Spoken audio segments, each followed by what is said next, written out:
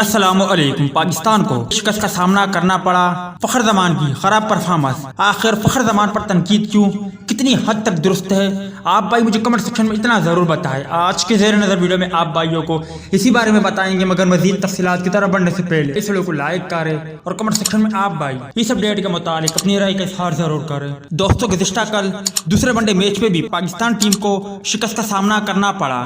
شکست بھی ایسی کہ ایک طرفہ شکست، اور دوسرے ون ڈے میں بھی پاکستانی بلے باز ناکام رہے، جس پر کافی تنقید ہو رہی ہے، جن میں فخر زمان بھی شامل ہے۔ مگر فخر زمان پر کیا تنقید بنتی ہے؟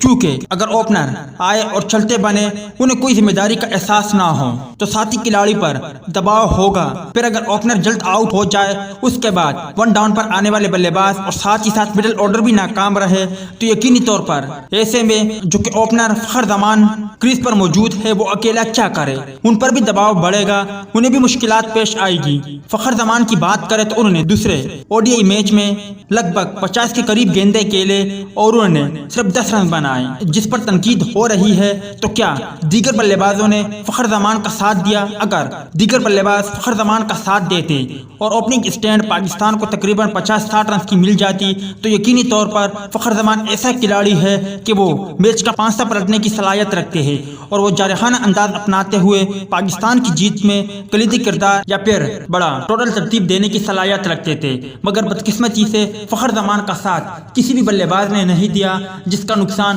فخر زمان کو بھی ہوا، کیونکہ گزشتہ کل دوسرے او ڈی آئی میچ میں فخر زمان بھی بری طرح ناکام رہے، اور اب سوشل میڈیا صارفین فخر زمان پر تنقید کر رہے ہیں، جس پر سابق کرکٹر بھی آپے سے باہر آ گئے اور کہنے لگے فخر زمان پاکستان ٹیم کی جان ہے، فخر زمان کے بغیر پاکستان ٹیم ادھورا ہے، کیونکہ اکیلا فخر زمان آخر کب تک کھیلے گا، کب تک اسکور کرے گا، کب تک پاکستان کو فتوات دلاتا رہے گا اگر ان کے ساتھی کھلاڑی ہی بزدل نکلے۔ آپ بھائی بہتر طور پر کمنٹ سیکشن میں بتا سکتے ہو کہ فخر زمان پر تنقید جائز یا نہیں۔ اس حوالے سے کمنٹ سیکشن آپ کے کمنٹس کا منتظر رہے گا۔